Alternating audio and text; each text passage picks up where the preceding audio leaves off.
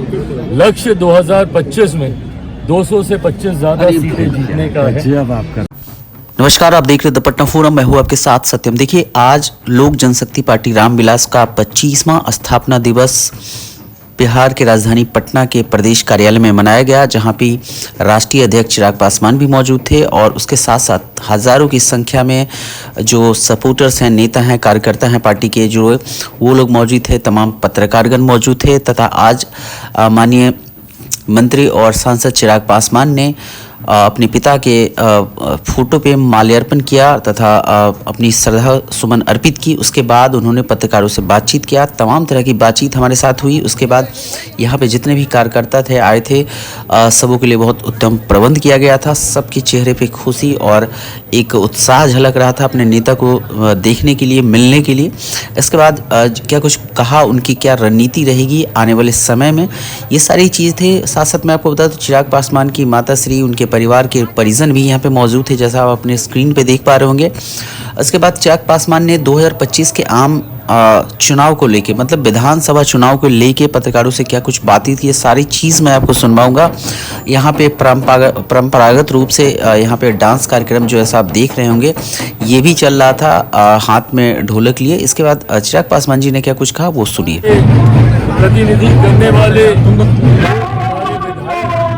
विधानसभा में, ऐसे में मैं मानता हूं कि जब लोक जनशक्ति पार्टी रामविलास हमारे नेता के उस सपने को पूरा करेगी और जब एक राष्ट्रीय पार्टी के स्तर पर पार्टी अपने आप को स्थापित करने का कार्य करेगी, इसी सोच के साथ पार्टी का हर नेता, हर कार्यकर्ता देश के अलग अलग राज्यों जहाँ पे पार्टी का मजबूत जनाधार है, हम लोग कार्य मेहनत करने का हम लोग प्रयास कर रहे हैं। आगामी बिहार विधानसभा का चुनाव भी है 2025 में। आज उसका भी कहीं ना कहीं शंखनाद श्री गणेश, आज से उसकी भी तैयारी है। पार्टी का एक प्रतिनिधि मंडल बहुत जल्द बिहार भर की यात्रा में, पूरे प्रदेश की यात्रा में निकलेगा, जहां अलग अलग जिलों में जाकर वहां पे प्रवास कर न सिर्फ संगठन की मजबूती को देखेगा, बल्कि साथ ही संभावित प्रत्याशियों के चयन की प्रक्रिया को भी हम लोग आरंभ कर देंगे। लक्ष्य 2025 में 200 से 25 ज्यादा सीटें जीतने का है और ये विश्वास हम लोग का उपचुनाव से आता है। उपचुनाव में जिस तरीके से बेहतरीन प्रदर्शन एनडीए गठबंधन का रहा, 100% स्ट्राइक रेट यहाँ पे भी रहा।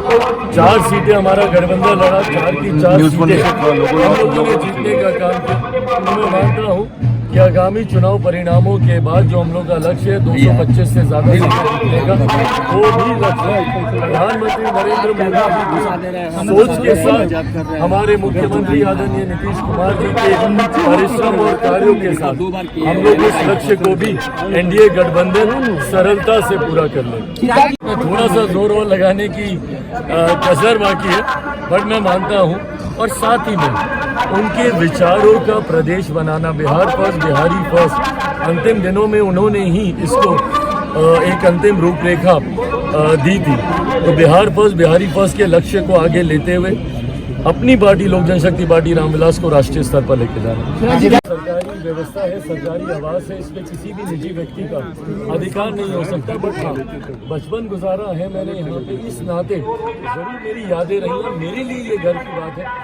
कल जैसा परिवार के सदस्यों ने, हमारी माँ ने भी कहा, घर की बात ये है कि यहाँ से मेरे नेता बैठकर उन्होंने कार्य करने का काम किया। आज इसी जगह पर बैठकर मुझे उन्हीं के विचारों को आगे लेकर जाते हुए अपनी पार्टी को मजबूत करने की जिम्मेदारी मुझे मिली है। तो ये मेरे लिए एक तरफ सौभाग्य की बात भी है, भावुक भी करता है, पर शक्ति भी यही देता है। एनडीए गठबंधन आगामी 2025 का चुनाव लड़ने जा रहा है और मैं मानता हूँ, मुझे पूरा विश्वास है कि अगले साल इस वक्त जब पुनः हम लोग पार्टी का स्थापना दिवस मना रहे होंगे, तब तक मेरे मुख्यमंत्री आदरणीय नीतीश कुमार जी एक बार फिर से मुख्यमंत्री पद की शपथ ले चुके होंगे। साथ दे रहे हैं या किसी का हम लोग समर्थन कर रहे हैं, बट हाँ, अगर कोई ऐसे विषय हैं जहाँ जिसकी वजह से जनता को परेशानी है, उसको सरकार तक पहुँचाकर कैसे उसका समाधान ढूंढा जा सके, इस भूमिका में जरूर लोग दे सकते। कभी आरक्षण के दायरे को बढ़ाने को लेकर, कभी डराने को लेकर कि आरक्षण समाप्त कर दिया जाएगा, इनकी राजनीति इसके आसपास घूमती रही है। तकलीफ तब होती है कि जब आप सत्ता में आते हैं तो आपके विषय आपके मुद्दे बदल जाते हैं। जब ये लोग सरकार में आते, केंद्र सरकार में लंबे समय तक राजद रही, उस वक्त इनके समर्थन वाली सरकार थी, क्यों नहीं बिहार को उस वक्त विशेष राज्य का दर्जा दिलवा दिया गया?